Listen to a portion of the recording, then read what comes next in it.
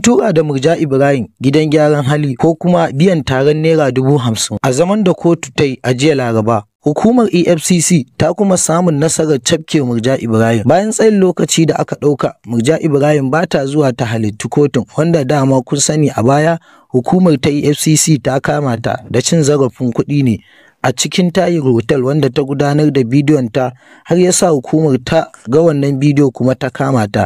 Sai dai a lokacin alkali ya ba da belinta irin wanda za ta dinga zuwa tana sanin, kuma duk sanda aka buƙaci zama za ta halitta. Amma Murja Ibrahim bayan an ba da belinta da shakar iskar yanci da ta yi ya sa ta mance shab da abin da hukumar ta umarce ta da ta yi na zuwa zama da kuma sa hannu. To a wannan lokaci ma sun kuma bibiyar ta, wanda suka samu nasarar cafke ta har suka gurfanar da ita a gaban kotu, kuma kotu ta zartar mata da hukunci na zaman wata 6 a gidan gyaran hali ko taron naira 50,000. Sannan alkalin bai tsaya iya nan ba, ya naɗa Murja Ibrahim jakada ta EFCC da CBN, a wanda za ta dinga yada da'awa a kafafen nata na sada zumunta akan kuskure na cin zarafin naira wanda matasan suke yi a wannan lokacin. Wannan shine abin da aka kare a zaman da aka yi a kotu.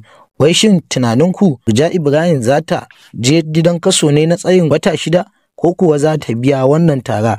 Menene ra'ayinku? Sannan kuma a tunaninku wannan abin gaba ya kai Murja ko kuwa menene ra'ayinku dangane